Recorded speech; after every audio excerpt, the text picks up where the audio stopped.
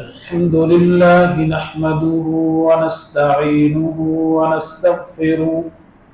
ونستغفره ونؤمن به ونتوكل عليه ونعوذ بالله من شرور أنفسنا ومن سيئات أعمالنا من يهده الله فلا مضل له ومن يضلله فلا هادي له ونشهد أن لا إله إلا الله وحده لا شريك له ونشهد أن سيدنا وسندنا ومولانا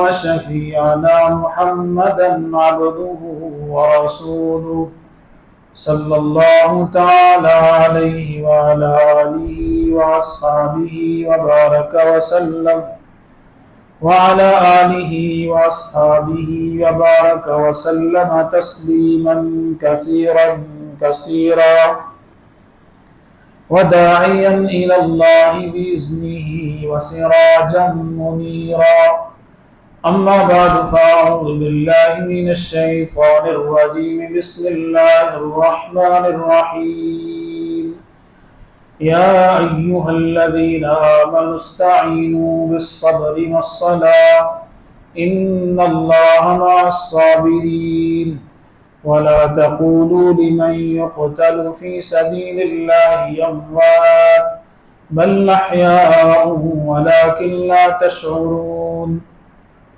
وقال النبي صلى الله عليه وسلم الحسن والحسين سيدا شباب أهل الجنة أو كما قال عليه الصلاة والسلام آمنت بالله صدق الله مولانا العظيم وصدق رسوله النبي الأمي الكريم ونحن على ذلك لمن الشاهدين والشاكرين والحمد لله رب العالمين۔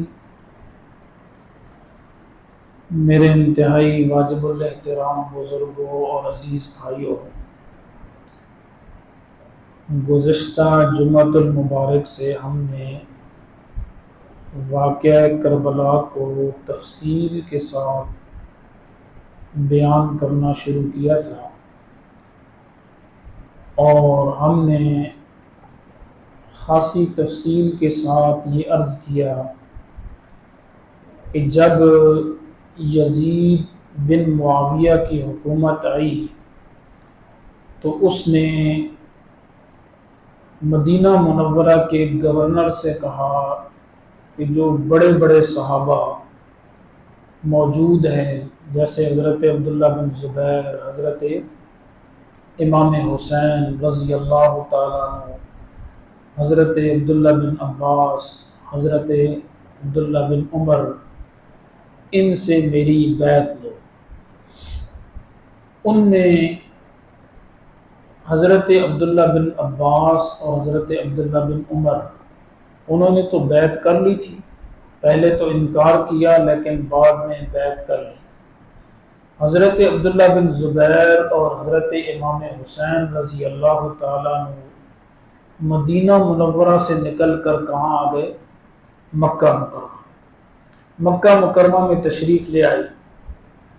3-4 مہینے حضرت امام حسین رضی اللہ تعالیٰ عنہ نے مکہ میں گزارے، اور مکہ میں آپ کو کوفہ کے لوگوں کی طرف سے بہت زیادہ خطوط ملے۔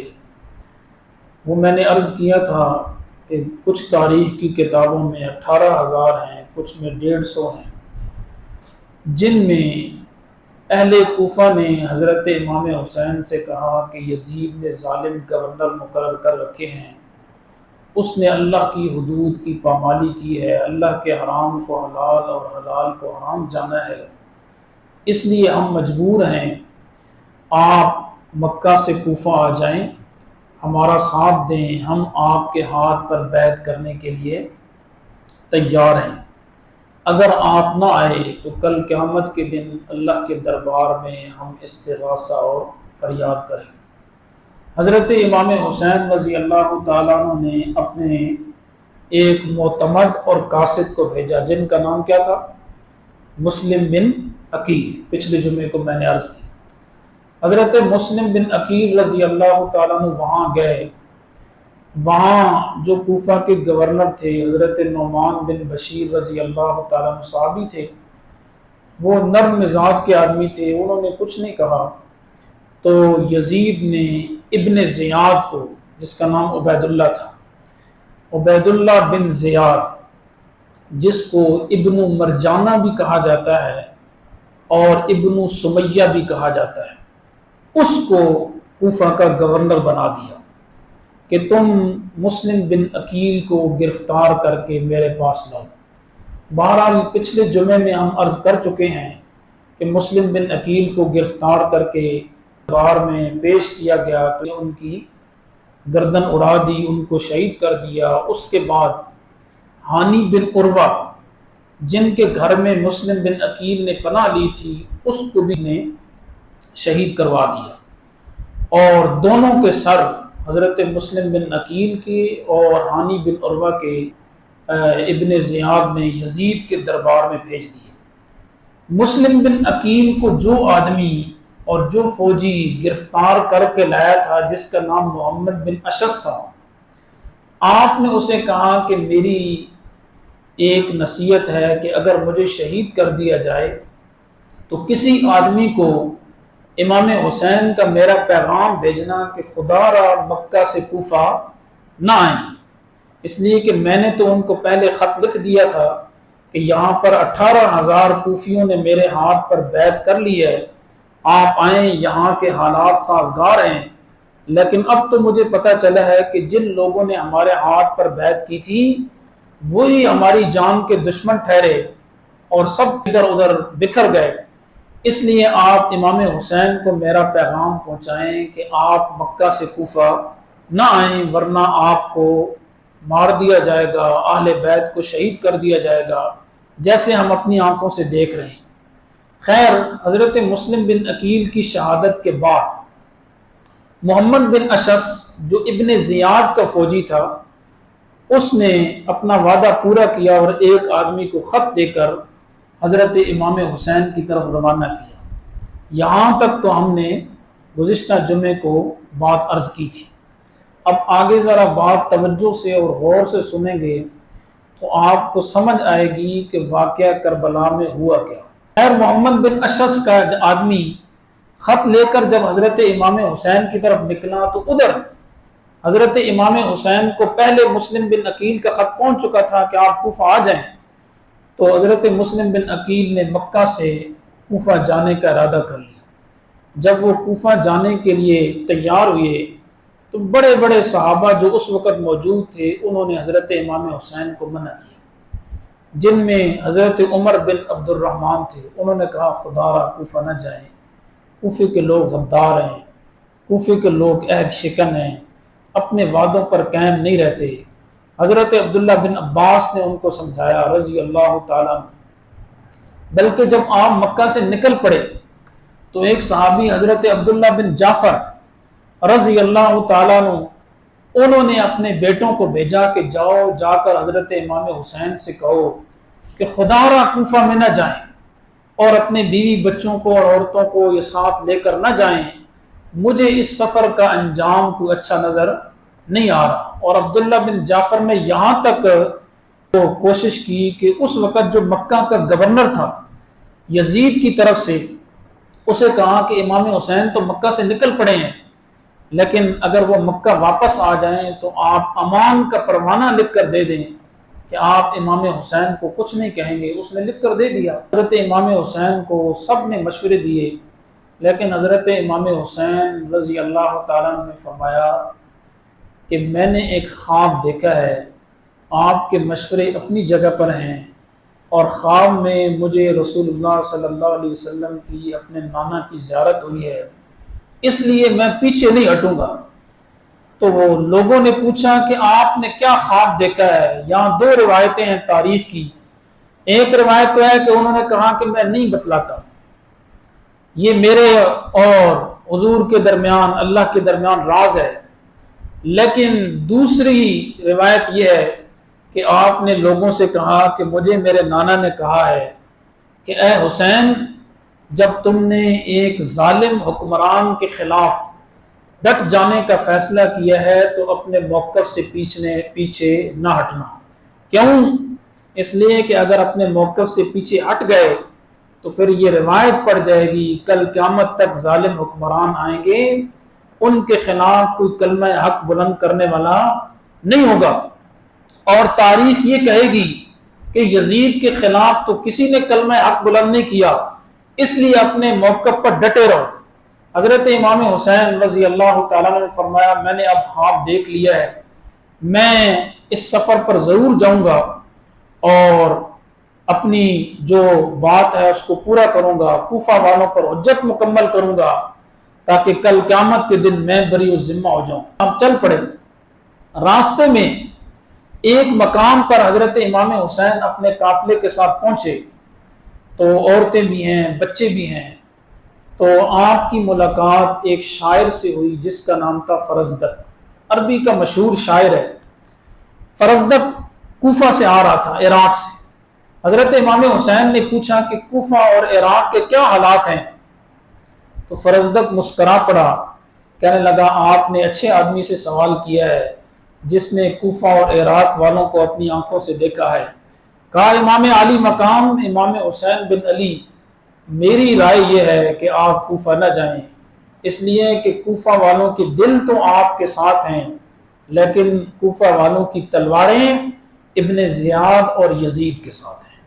دل سے تو وہ آپ کا احترام کرتے ہیں لیکن یزید کا اتنا خوف ہے اور ابن زیاد جو نیا گورنر آیا ہے اس کا اتنا ڈر ہے، اس کی اتنی پاور اور طاقت ہے کہ اس خوف کی وجہ سے اگر خدا نہ خواستہ جنگ ہو گئی تو وہ آپ کا ساتھ نہیں دیں گے بلکہ کوفہ والوں کا اور یزید کی فوجوں کا ساتھ دیں گے۔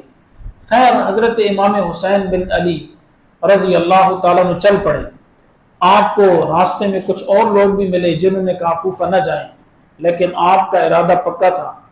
راستے میں کئی ایسے علاقے جو بستیاں آئیں، کئی جہاں قبائل آباد تھے، امام حسین کے لشکر کو دیکھ کر ساتھ شامل ہوتے گئے کہ نواسہ رسول کا لشکر ہے، ہم بھی اس جنتی لشکر میں شامل ہو گئے۔ ادھر ابن زیاد جو کوفہ کا گورنر تھا اس کو پتہ چل گیا کہ امام حسین آ رہے ہیں۔ اس نے ایک آدمی کو اور ایک فوجی کو امام حسین کی طرف بھیجا جس کا نام تھا حر بن یزید۔ کیا نام تھا؟ حر بن یزید۔ یہ یزید اور ہے، یعنی اس کے والد کا نام جو یزید ہے نا، یہ اور یزید ہے۔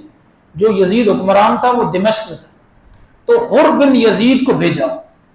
حر بن یزید آیا، امام حسین سے اس نے ملاقات کی اور اس نے کہا کہ مجھے آپ کے ساتھ لڑائی کا حکم نہیں ہے، میں ابن زیاد کا پیغام لے کر آیا ہوں کہ ابن زیاد کہہ رہا ہے کہ میرے ہاتھ پر بیعت کرو اور میری بیعت کی وساطت سے یزید کو خلیفہ مانو اور اس کی خلافت کا اقرار کرو۔ امام حسین رضی اللہ تعالیٰ عنہ فرمانے لگے کہ اس سے تو موت بہتر ہے کہ میں اگر یزید کو مان لوں اور ایسے ظالم حکمران کے سامنے کلمہ حق نہ کہوں اور اپنے ہتھیار پھینک دوں تو اس سے تو موت بہتر ہے۔ بہرحال نماز کا وقت ہو گیا۔ جب نماز کا وقت ہوا تو حضرت امام حسین کے بڑے بیٹے علی اکبر نے آذان دی۔ جب علی اکبر نے آذان دی تو جو ابن زیاد کی فوجیں آئی تھیں، حر بن یزید 1000 کا لشکر لے کر آیا تھا، تو انہوں نے امام حسین کے پیچھے نماز پڑھی۔ آئے کس کے لیے ہیں؟ بیعت لینے کے لیے، مقابلہ کرنے کے لیے، لیکن نماز کس کے پیچھے پڑھ رہے ہیں؟ امام حسین کے پیچھے۔ امام حسین نے کہا میرے پیچھے نماز پڑھتے ہو، میرے ساتھ تو لڑنے کے لیے آئے ہو؟ کہا آئے تو لڑنے کے لیے ہیں، آئے تو ابن زیاد کی طرف سے ہیں، لیکن ہیں تو آپ نواسہ رسول، ہیں تو آپ نبی کے اور پیغمبر کے نواسے، آپ کی عظمت اور محبت تو ہمارے دلوں میں ہے، وہ تو نہیں نکل سکتی۔ اس لیے یزیدی فوجوں نے، جس کا سپہ سالار حر بن زیاد بعد میں یہ حسینی لشکر میں شامل ہو گیا، 3 نمازیں، ظہر کی، عصر کی، مغرب کی، امام حسین کے پیچھے پڑھی اور امام حسین سے کہا کہ آپ کوفہ کی طرف نہ جائیں، وہاں حالات خراب ہیں. یہ بھی نرم مزاج آدمی تھا، اہل بیت سے محبت رکھتا تھا، اور وہ ان کو لے کر چل پڑا. راستے میں ایک میدان آیا تو حضرت حسین نے پوچھا یہ کون سی جگہ ہے؟ کہا اس میدان کا نام ہے کرب و بلا، جسے میدان کربلا کہا جاتا ہے. ہاں، کرب اور بلا کا مطلب، کرب عربی میں کہتے ہیں یعنی مصیبت کو، اور بلا کہتے ہیں آزمائش کو، کہ یہ مصیبت آزمائش کا میدان اور جگہ ہے. امام حسین نے فرمایا بس یہی میرا مقام ہے. ادھر کوفہ کا جو گورنر تھا نا ابن زیاد، اس کو پتا چلا کہ حرب نرم آدمی ہے، اور وہ ابھی تک جو میں نے اس کو بھیجا ہے کوئی معنی خیز رپورٹ میرے پاس نہیں آئی. تو وہ لگتا ہے امام حسین کے ساتھ کیا کر رہا ہے؟ نرمی کر رہا ہے. اس نے دوسرا لشکر بھیجا، اور اس لشکر کا سپہ سالار کسے بنایا؟ عمر بن سعد. عمر بن سعد نے تردد کیا، کہا میں نہیں جاتا، دیکھو نا سامنے نواسہ رسول ہے، ہم کیسے ان پر تلوار چلائیں گے، کیسے ان پر تیر چلائیں گے، وہ اہل بیت ہیں. عمر بن سعد نے انکار کر دیا، فوجی تھا، کمانڈر، لیکن نے کہا کہ دیکھو اگر تم امام حسین کے ساتھ مقابلہ کرو گے تو میں تمہیں رے ایک علاقہ تھا، کہا اس کا گورنر بنا دوں، اور رے بہت سرسبز علاقہ تھا. دیکھو گورنری ایسی چیز ہے جس کی وجہ سے لوگ سب کو چھوڑ کر نواسہ رسول کے مقابلے میں آ جاتے ہیں. عمر بن سعد تیار ہو گیا. اور یاد رکھیں یہ عمر بن سعد یہ وہ آدمی تھا کہ جس کے والد صحابی رسول ہیں. یعنی جو امام حسین کے مقابلے میں آ رہا ہے دوسرے نمبر پر، یہ اس کے والد صحابی رسول ہیں جن کا نام ہے حضرت سعد بن ابی وقاص رضی اللہ تعالیٰ عنہ. اور یہ اسلام میں 5ویں نمبر پر اسلام لائے، 5ویں نمبر پر اسلام لائے. اور ایسے صحابی تھے کہ آپ نے غزوہ احد کے موقع پر فرمایا ارم یا سعد فدا کا ابی و امی، اے سعد تیر چلاؤ، تیرے اوپر میرے ماں باپ قربان ہو جائیں. ہاں، حضور نے حضرت سعد کو تیر پکڑایا. جب صحابہ کرام نے حضور کا گھیراؤ کیا، جب دشمن کی طرف سے آنے والے تیروں کا دفاع کیا کہ کہیں حضور کو کوئی نقصان نہ پہنچے، تو آپ نے فرمایا سعد تیر چلاؤ، تمہارے اوپر میرے ماں باپ قربان جائیں. جی قربان ساری دنیا نبوت پر قربان جائے، اور نبوت کس پر قربان جائیں؟ حضرت سعد بن ابی وقاص پر.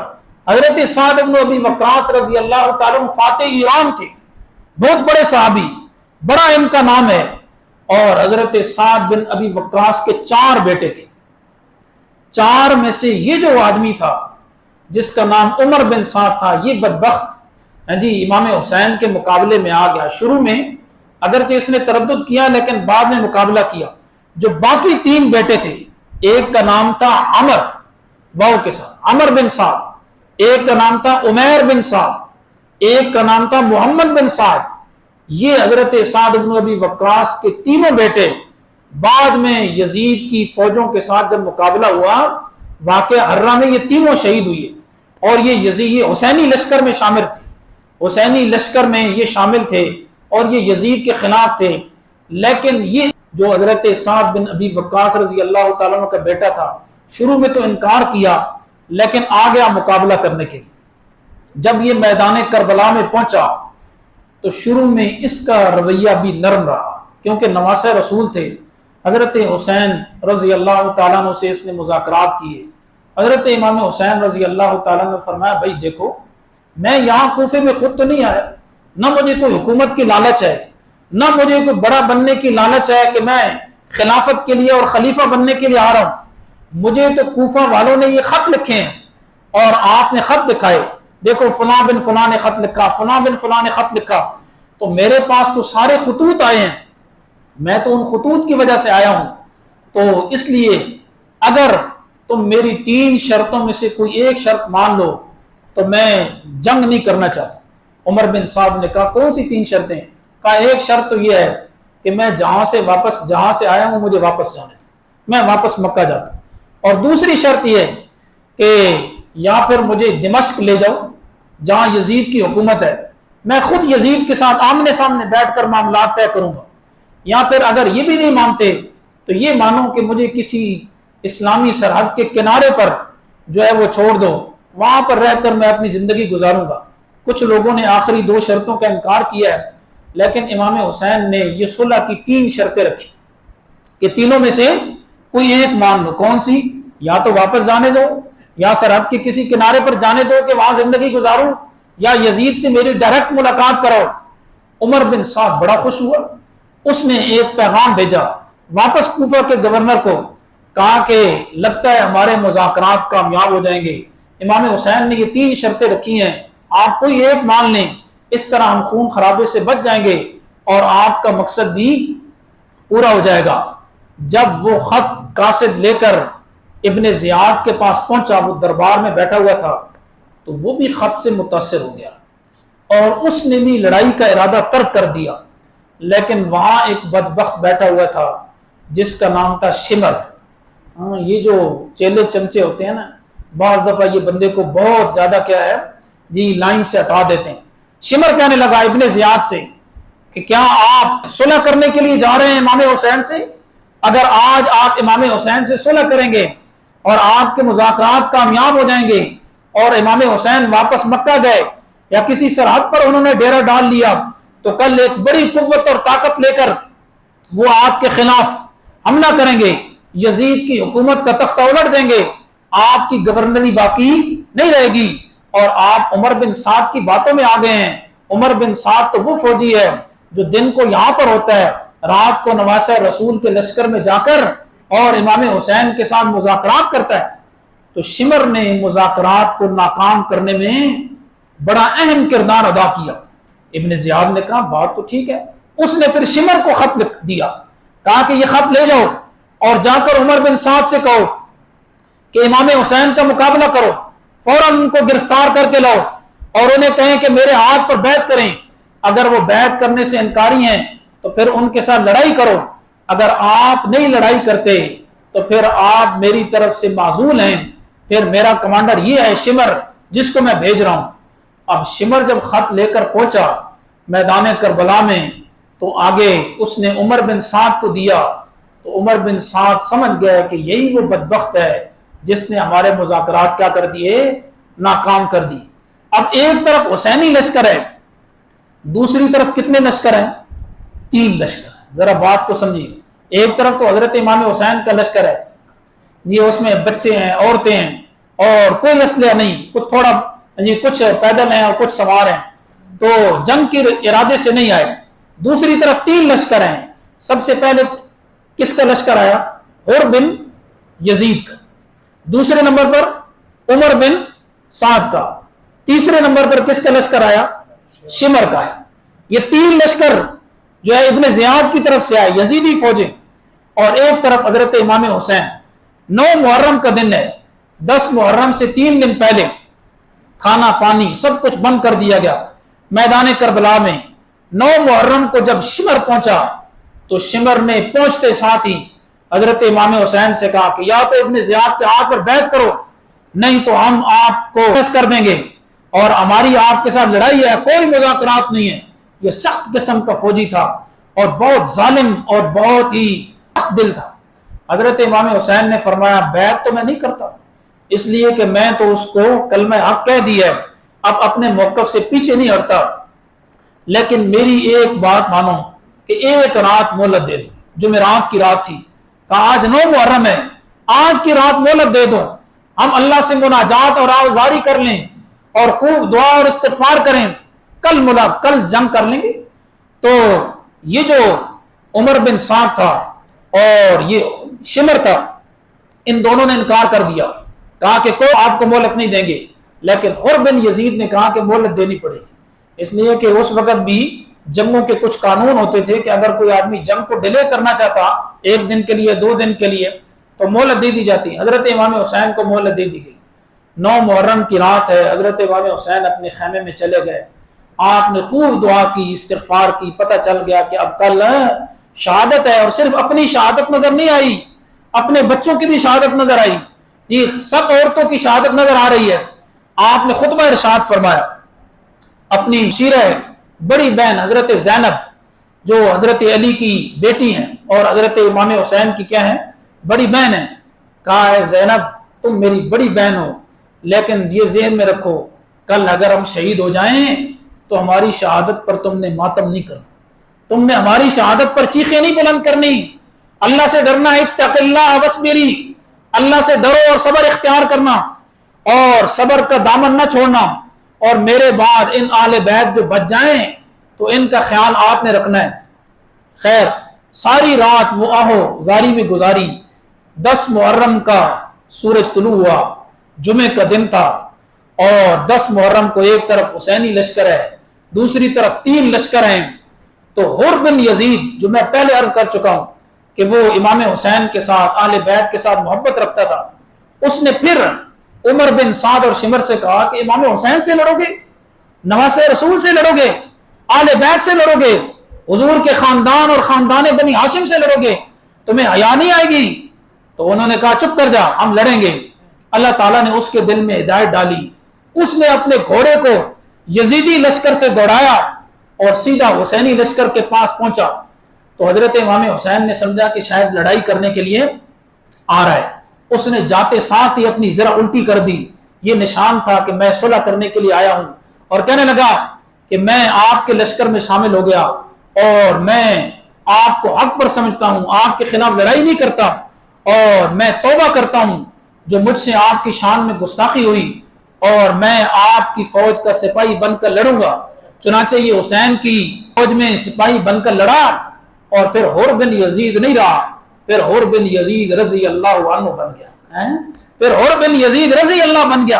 اس لیے لوگ آج امام حسین کے دربار پر جاتے ہیں، حق کتنی بڑی چیز ہے، یزید کو تو کوئی لعنت بھی نہیں کرتا، نہیں آج اس کو کون یاد کرتا ہے؟ جو یاد کرتا ہے اس طریقے سے یاد کرتا ہے، لیکن یزید کی فوجوں میں سے جو آدمی حر بن یزید پہلے یزید کے ساتھ تھا، بعد میں امام حسین کے لشکر میں شامل ہوا، تو آج اس کا مزار بھی حضرت امام حسین کے مزار سے پہلے ہے۔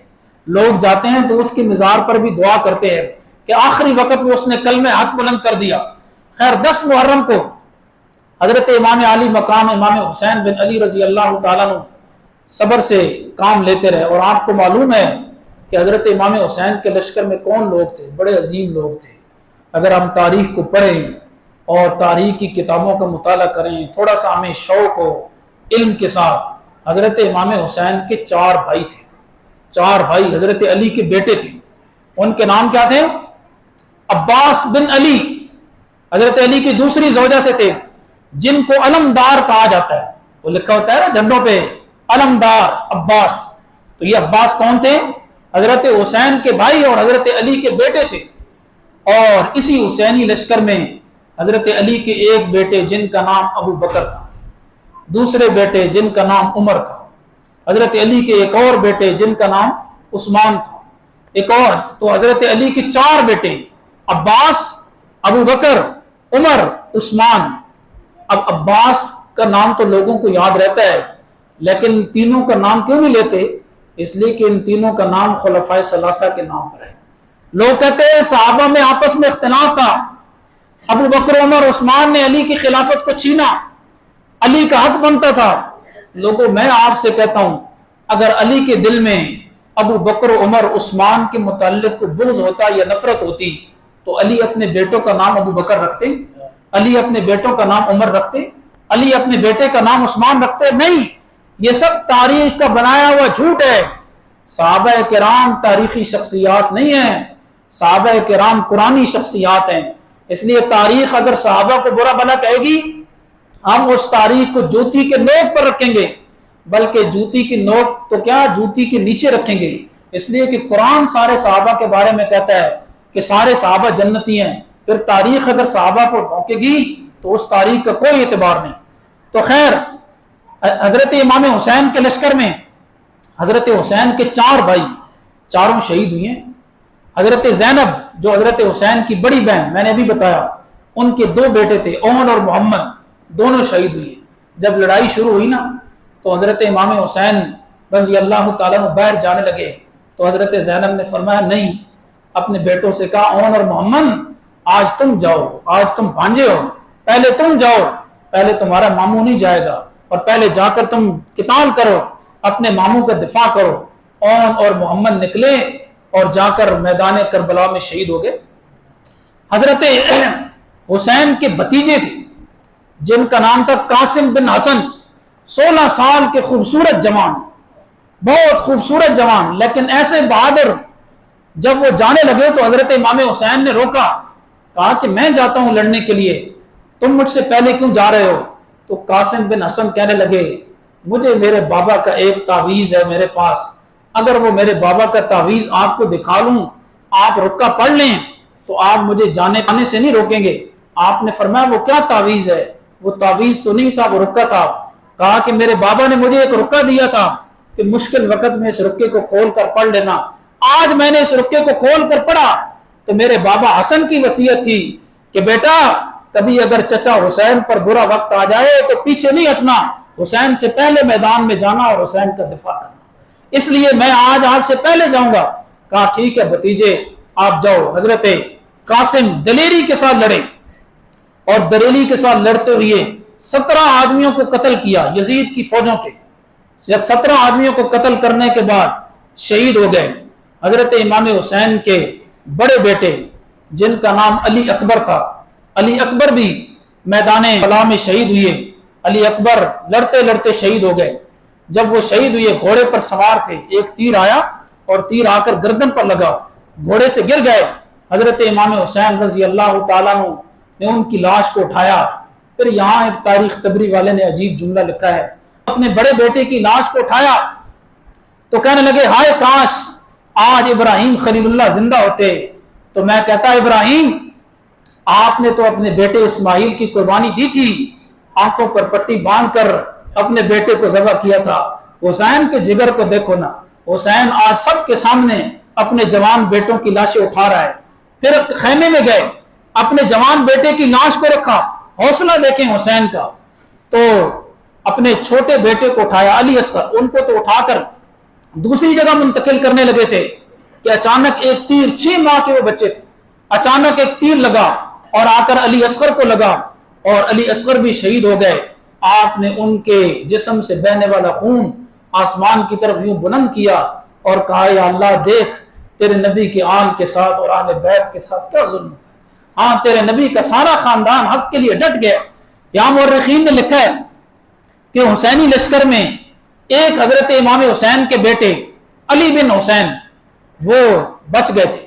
بعضوں نے تو کہا کہ علی اصغر انہی کو کہتے ہیں اور وہ شہید ہو گئے تھے، لیکن بعضوں نے کہا کہ علی بن حسین بچ گئے تھے جو بیمار تھے، اور بعد میں انہی کو امام زین العابدین کہا جاتا ہے۔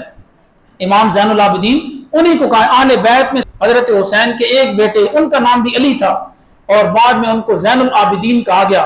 ہاں جی، زین العابدین کا مطلب ہے کہ عابدین کی زینت، ہاں عبادت گزار لوگوں کی زینت، تو امام زین العابدین کے نام سے مشہور ہوئے۔ وہ انشاءاللہ اگلے جمعے میں بتائیں گے کہ کیسے پھر وہ کوفہ سے دمشق گئے، دمشق سے اپنی عورتوں کے ساتھ کیسے مدینہ واپس گئے۔ حضرت امام حسین کے لشکر میں ایک ایک کر کے سب شہید ہوتے گئے۔ ادھر عمر بن سعد اور شمر نے دیکھا کہ جو ہماری فوجیں وہ مقابلہ تو کر رہی ہیں لیکن امام حسین پر کوئی بھی تیر چلا نہیں رہا، کوئی بھی ان پر تلوار چلانے سے گریزا ہے، اس لیے کہ بڑی شخصیت تھی، نواسہ رسول تھے۔ تو آخر شمر سمجھ گیا، بہت چالاک کمانڈر تھا، بہت بدبخت اور ظالم کمانڈر تھا، ظالم فوجی تھا۔ اس نے کہا کہ سارے حسین پر اکٹھے حملہ کرو۔ اب اپنی فوج کو آرڈر دیا۔ پھر یہ نوکری بھی بڑی بری چیز ہے، بھی آدمی کو مجبور کرتی ہے۔ پھر جو یزیدی فوجیں تھی سب نے جب حملہ کیا تو حضرت امام حسین رضی اللہ تعالیٰ عنہ نے سر سجدے میں رکھ دیا۔ یہ جمعے کا دن ہے، ظہر کی نماز کا وقت ہو گیا اور آپ نے نماز پڑھی، سر سجدے میں رکھا، مقابلہ کیا اور مقابلہ کرتے کرتے آخر میں شہید ہو گئے۔ جب شہید ہوئے تو شمر نے اپنے ایک فوجی کو حکم دیا کہ امام حسین کا سر ان کے تن سے جدا کر دو، جس کا نام خولی تھا۔ اس نے سر حضرت امام حسین کا جدا کر دیا تن سے، اور ادھر یزیدی فوجوں نے فتح کے جھنڈے لہرا دیے کہ ایک نہتے خاندان کے ساتھ بے سر و سامانی کے عالم میں آئے، جنگ کرنے کے لیے نہیں آئے۔ کوفہ والوں نے بلایا اور کوفہ والوں کے خطوط تھے، جب حضرت امام حسین کی جنگ ہونے لگی نا، سامنے یزیدی فوجیں تھیں اور یزیدی فوجوں میں وہی لوگ تھے جنہوں نے امام حسین کو خط لکھے۔ تو حضرت امام حسین نے کہا اے فلاں بن فلاں، تم نے مجھے خط نہیں لکھا تھا، اے فلاں بن فلاں تم نے مجھے خط لکھ کر بلایا تھا۔ سب نے انکار کر دیا اور سب یہ سمجھ گئے کہ اب اگر حسین زندہ بچ گئے اور ہمارے یہ خط یزید کے پاس پہنچ گئے تو یزید یہ ہمیں زندہ نہیں چھوڑے گا کہ مجھے انہوں نے حاکم مانا ہے اور پھر چپکے چپکے سے امام حسین کو خط لکھے۔ اس لیے آپ پڑھیں گے کہ واقعہ کربلا میں جب حضرت امام حسین کے خاندان کے لوگوں کو شہید کیا گیا تو اس میں بعد میں یزیدی فوجوں نے جو خیمے تھے ان کو آگ لگا دی۔ آگ کیوں لگائی؟ آگ اس لیے لگائی کہ جو ڈاکومنٹری پروف تھا اس ڈاکومنٹری پروف کو وہ ضائع کر دی، اس لیے کہ اگر یہ خط یزید کے پاس پہنچ جاتے ہیں تو یزید کو پتہ چل جاتا کہ میری فوجوں میں یہ لوگ حضرت امام حسین کے ساتھ تھے، تو انہوں نے خیموں کو جلا دیے تاکہ وہ ثبوت ہی باقی نہ رہے اور ثبوت ہی ختم ہو جائے۔ حضرت امام حسین رضی اللہ تعالیٰ عنہ شہید کر دیا گیا۔ شمر ان کے سر کو لے کر نیزے پر سر کو لے کر ابن زیاد کے دربار میں لایا۔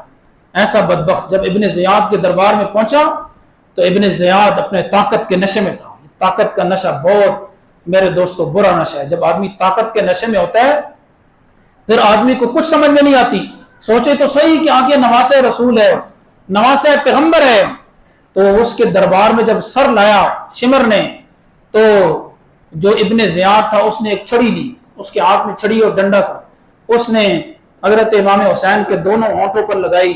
حضرت امام حسین کی داڑھی پر خضاب لگا ہوا تھا، مذاق میں کہنے لگا کہ یہ بوڑھے ہو گئے اور اب خضاب لگاتے ہیں، تو ہے تو بہت خوبصورت جوان ہے لیکن خضاب لگاتا ہے۔ یہ مذاق میں اس نے جملہ کہا اور حضرت چھڑی کے ساتھ جب اس نے اوپر نیچے کیا تو مجمع میں روایات میں آتا ہے ایک صحابی بیٹھے تھے، بعض روایات میں حضرت زید بن ارقم، بعض روایات میں آتا ہے حضرت ابو برزہ اسلمی رضی اللہ تعالیٰ عنہ، بعض میں کچھ اور صحابہ کے نام بھی آتے ہیں، تو حضرت زید بن ارقم رضی اللہ تعالیٰ عنہ کھڑے ہو گئے، بوڑھے صحابی تھے، اور کہا کہ ارفع قضیبتک عن ہاتین الشفتین، اے ابن زیاد اپنی جو چھڑی ہے اس کو ان دونوں ہونٹوں سے الگ کرو، اس لیے کہ فواللہ الذی لا الہ الا ہو وَلَقَدْ رَأَيْتُ شَفَتَيْ رسول اللہ صلی اللہ علیہ وسلم علیہما ما لا احصی یقبلہما، فرمایا اس ذات کی قسم جس کے علاوہ اس کائنات میں کوئی خدا نہیں،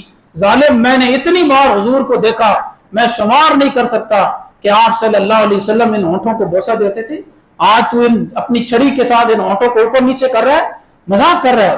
تو حضرت زید بن ارقم رضی اللہ تعالیٰ عنہ کھڑے ہو رونے لگے۔ میرے دوستو حضرت اب سوال یہ پیدا ہوتا ہے پھر حضرت زید بن ارقم اور جو باقی صحابہ تھے وہ خاموش کیوں نہیں ہوئی، ابن زیاد کو پکڑا کیوں نہیں؟ اس لیے کہ وہ سمجھتے تھے کہ ابن زیاد اتنا ظالم ہے، ہم تو بوڑھے ہیں، جب اس نے امام حسین کا سر جدا کر دیا تو پھر ہمارا کیا اثر کرے گا؟ یہ کہہ کر وہ باہر نکل گئے اور کہا لوگو تم بڑے ظالم ہو، اے یزید کی فوجو، تم نے ابن رسول اللہ کو، ابن علی کو، خیر خلق اللہ فی الارض کو، نواسہ رسول کو، سید الشباب آل الجنہ کو آپ نے قتل کر دیا، شہید کر دیا، اس لیے اللہ تعالیٰ تمہیں غرق کرے گا اور تم تباہ و برباد ہو جاؤ گے۔ یہ کہہ کر وہ دربار سے حضرت زید بن ارقم رضی اللہ تعالیٰ اٹھ گئے۔ ابن زیاد نے یہ جو سر تھا حضرت امام حسین رضی اللہ تعالیٰ عنہ کا، یہ سر یزید کے پاس پہنچا دیا اور یزید کے پاس اپنی فوجوں کو بھیجا کہ جاؤ یزید سے کہو کہ میں نے اچھی گورنری کی ہے۔ لوگ پھر پیسے کی خاطر، گورنری کی خاطر، عہدے کی خاطر پھر ان کو حق اور باطل میں تمیز نظر نہیں آتی۔ جب یزید کے پاس حضرت امام حسین رضی اللہ تعالیٰ عنہ کا سر پہنچا تو بعض روایات میں آتا ہے، تاریخی روایات ہیں کہ یزید رو پڑا۔ یزید کہنے لگا میں نے یہ تھوڑا ہی کہا تھا کہ امام حسین کو قتل کر دو، میں نے تو یہ کہا تھا کہ ان کو گرفتار کر کے لاؤ، ان کو کہا میری بیعت لو ان سے۔ لیکن میرے دوستو یہ یزید کا رونا بھی سیاسی رونا تھا۔ یزید بھی ایسے ہی رویا جیسے لوگ دوسرے ملکوں پر بم برسا دیتے ہیں، بچوں کو چھلنی اور زخمی کر دیتے ہیں، اور پھر اس کے بعد آخر میں ایک تعزیتی کلمہ کہہ دیتے ہیں، افسوس کا کلمہ کہہ دیتے ہیں، معذرت کر دیتے ہیں۔ تو یزید جو تاریخی روایات میں آیا نا کہ رویا، تو کچھ لوگ کہتے ہیں یزید امام حسین کو قتل کروانے کے حق میں نہیں تھا، لیکن بڑا سوال یہ ہے کہ یزید حضرت امام حسین کو کس نے قتل کیا؟ یزیدی فوجوں نے قتل کیا۔ وہ یزیدی فوجیں کس کی کنٹرول میں تھی؟ یزید کی کنٹرول میں تھی۔ اگر وہ حضرت امام حسین کو قتل کروانے کے حق میں نہیں تھا تو بعد میں اس نے ان لوگوں کو سزا کیوں نہ دی؟ نہیں، بعد میں اسے چاہیے تھا کہ سب کو معزول کر دیتا، سب کو پکڑ کر جیل میں ڈالتا، ان کو قتل کرواتا، لیکن اوپر سے لوگوں کے سامنے تو وہ رویا، لیکن اندر سے وہ خوش ہوا کہ میری حکومت کو استحکام مل جائے گا، دوام مل جائے گا، اب میرا مد مقابل وہ تو شہید ہو گیا، شاید میں لمبے عرصے تک حکومت کروں، لیکن یہ خواب ہی رہتا ہے۔ 3 سال یزید کی حکومت رہی، صرف 3 سال۔ 3 سال کے بعد اس کی حکومت ختم ہوئی۔ 61 ہجری 10 محرم کو آپ صلی اللہ علیہ وسلم کے نواسے کو حضرت امام حسین رضی اللہ تعالیٰ عنہ کو شہید کر دیا گیا۔ آپ صلی اللہ علیہ وسلم کی وفات سے ٹھیک 50 سال کے بعد، ٹھیک 50 سال بعد حضرت امام حسین رضی اللہ تعالیٰ عنہ کو شہید کر دیا گیا۔ اور میدان کربلا کی وہ عجیب یعنی داستان ہے، اور یہ ایسا یہ یزید کی حکومت پر سیاہ اور کالا دھبا ہے، جب قیامت تک یہ رہے گا۔ اب یہ لوگ کہتے ہیں نا، جو لوگ کہتے ہیں کہ حضرت امام حسین کو صحابہ نے شہید کیا اور صحابہ نے قتل کروایا، ذرا میں اس بات کی طرف آتا ہوں کہ حضرت امام حسین کے قاتل کون تھے۔ حضرت امام حسین، یہ جو سارا واقعہ میں نے آپ کو بتایا، پہلے نمبر پر حضرت امام حسین کے قاتل کون تھے آپ بھی بتائیں؟ اہل کوفہ، جنہوں نے خط لکھ کر حضرت امام حسین کو کہاں سے بلایا؟ مکہ سے کوفہ بلایا۔ سب سے بڑے مجرم اہل کوفہ تھے۔ دوسرے نمبر پر کون تھا؟ شمر، شمر جس نے مذاکرات ناکام کیے، یہ بھی حضرت امام حسین کا قاتل تھا۔ تیسرے نمبر پر بن سعد، جو میں نے بتایا مشہور صحابی ہیں، حضرت سعد بن ابی وقاص، وہ تو صحابی ہیں لیکن بعض دفعہ کیا ہے، اولاد بدترین جانشین ہوتی ہے، ان کے جو بیٹے تھے وہ بھی حضرت امام حسین کے قاتلوں میں شمار ہے۔ اور اسی طرح پھر چوتھے نمبر پر یزید بھی آتا ہے، اس لیے کہ یزید بھی وہ آدمی تھا کہ جس نے بعد میں قاتلان حسین سے بدلہ نہیں لیا، اور اس کی فوجوں نے حضرت امام حسین کو شہید کیا۔ تو حضرت امام حسین کے قتل میں اہل کوفہ شامل تھے، شمر تھا، ابن زیاد تھا، یزید تھا، جی یہ سارے لوگ تھے، یہ سارے لوگ قاتلان حسین کہلائیں گے، صحابہ تو نہیں تھے۔ اس میں کون صحابی ہے؟ کوئی صحابی رسول نہیں ہے۔ اس لیے جو لوگ یہ سمجھتے ہیں کہ حضرت امام حسین کو صحابہ نے شہید کیا، غلط سمجھتے ہیں۔ تاریخ کو پڑھیں کہ شمر کون تھا۔ شمر کے والد تو صحابی ہیں، حضرت ذی الجوشن، لیکن شمر تو وہ آدمی تھا کہ جو حضرت علی کے لشکر میں تھا، شیعان علی بھی شمار ہوتا تھا، اور جنگ صفین میں حضرت علی کے لشکر میں تلوار لے کر اس نے لڑائی لڑی، لیکن بعد میں پیسے کی خاطر یہی شمر جی یزیدی لشکر کے ساتھ اور یزیدی فوجوں کے ساتھ مل گیا۔ تو حضرت امام حسین کے قاتل کوفہ والے تھے، شمر تھا، جی اسی طرح جو ہے وہ ابن زیاد تھا اور یزید تھا، یہ سارے قاتلان حسین تھے۔ حضرت امام حسین رضی اللہ تعالیٰ عنہ کو بے دردی کے ساتھ شہید کیا گیا، اور روئے زمین پر جو سب سے بہترین انسان تھا جی اس وقت، تو وہ اس کو بے دردی سے شہید کر دیا گیا۔ مظلوم ہستی ہیں حضرت مولا علی رضی اللہ تعالیٰ عنہ کا سارا خاندان، اب چشم و چراغ سوائے چند عورتوں کے اور امام زین العابدین کے جو ایک مرد بچے، سارے کے سارے شہید ہو گئے۔ لیکن امام حسین مشن کیا لے کر گئے؟ امام حسین پیچھے کیوں نہیں ہٹے؟ کیا یزید کافر تھا؟ یزید حافظ قرآن تھا یزید حافظ قرآن تھا، نمازیں پڑھتا تھا۔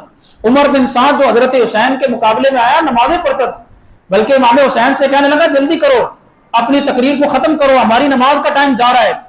تو یہ کیوں؟ حضرت امام حسین ان کو ظالم سمجھتے تھے، ایک ظالم حکمران کے خلاف اور ایک باطل کے خلاف۔ یہ کوئی کفر و اسلام کی جنگ نہیں تھی کہ آپ یہ کہیں کہ ایک طرف کفر تھا دوسری طرف اسلام تھا، دوسری طرف بھی وہ مسلمان تھے، لیکن وہ ظالم بدبخت جو باطل کے ساتھ ملے ہوئے تھے۔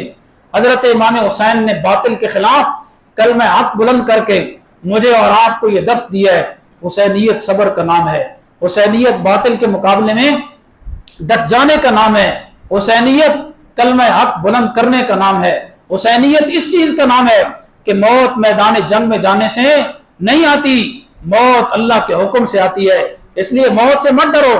جی حضرت خالد بن ولید رضی اللہ تعالیٰ عنہ صحابی رسول ہیں، ان کے جسم پر 80 سے زیادہ تیروں اور تلواروں کے زخم تھے۔ جب وفات کا وقت آیا تو اپنے پاس والوں لوگوں سے کہا کہ مجھے بٹھا دو۔ جب ان کو بٹھایا گیا تو کہا لوگوں میری کمر کو دیکھو، ہاں میرے جسم کا کوئی حصہ ایسا نہیں جس پر تیر اور تلوار کا کوئی زخم نہ ہو، لیکن آج میں بستر مرگ پر مجھے موت آ رہی ہے، اس لیے میں تمہیں بتانا چاہتا ہوں کہ اے بزدلو، میدان جنگ اور جہاد میں جانے سے موت نہیں آتی، موت اللہ کے حکم سے آتی ہے۔ اگر میدان جنگ میں جانے سے موت آتی تو خالد بن ولید نے کتنی جنگوں میں حصہ لیا، خالد کو موت آ جاتی۔ آج میں انا اموت علی فراشی کما یموت البعیر، آج میں اپنے بستر پر ایسے ہی دنیا سے جا رہا ہوں جیسے اونٹ کو موت آتی ہے۔ اس لیے حضرت امام حسین نے بتایا کہ لوگوں بزدلی مت دکھاؤ، باطل کے مقابلے میں ڈٹ جاؤ۔ یہ جو آپ بزدلی دکھاتے ہیں یا ہم بزدلی دکھاتے ہیں، آج ادھر تو کل ادھر، چڑھتے سورج کو سلام اور چڑھتے سورج کی پوجا، یہ حسینیت کے مسلک کے خلاف ہے، یہ ان کے موقف کے خلاف ہے۔ حسینیت تو یہ ہے کہ جس کو حق سمجھیں پھر موت تک اس کے ساتھ ڈٹے رہیں، یہ حسینیت ہے۔ حسینیت نماز پڑھنے کا نام ہے، میدان کربلا میں بھی انہوں نے نماز نہیں چھوڑی۔ حسینیت صبر کا نام ہے، میدان کربلا میں بھی اپنی بہن زینب کو کہتے جا رہے ہیں کہ بہن زینب میری شہادت پر واویلا نہیں کرنا، چیخیں نہیں مارنی، رونا نہیں ہے اونچی آواز سے، اللہ کا شکر ادا کرنا ہے۔ سارے خاندان کو کٹوا دیا، سب کو شہید کروا دیا، لیکن اپنے موقف سے پیچھے نہیں ہٹے۔ اگر کسی کو یہ فلسفہ حسینی سمجھ آ جائے پھر وہ تو کامیاب ہے۔ اگر کسی کو یہ سمجھ میں نہ آئے، نماز وہ نہیں پڑھتا، صبر وہ نہیں کرتا، بزدل وہ ہے، موت سے وہ ڈرتا ہے، باطل کے خلاف وہ کلمہ حق نہیں کہتا، چپ رہتا ہے، اور پھر 9-10 محرم کو 2 دیگے پکا کر تقسیم کر دیتا ہے، تو پھر وہ حسینی نہیں ہے۔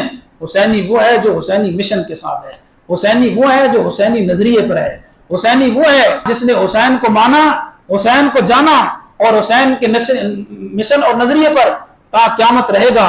اللہ تعالیٰ سے دعا ہے کہ اللہ مجھے اور آپ کو عمل کی توفیق عطا فرمائے۔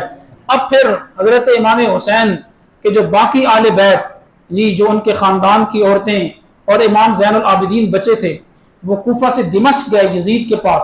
پھر اس کے بعد کیا حالات پیش آئے کہ یزید نے ان کے ساتھ کیا رویہ کیا، اس کے بعد دمشق سے مدینہ وہ کیسے پہنچے، کیونکہ میرا ارادہ یہ تھا کہ آج جمعے کو یہ مکمل ہو جائے گا واقعہ، لیکن مکمل نہیں ہوا، تو اس کا جو تیسرا پارٹ اور حصہ ہے انشاءاللہ وہ جمعے کو بیان کریں گے۔ اللہ مجھے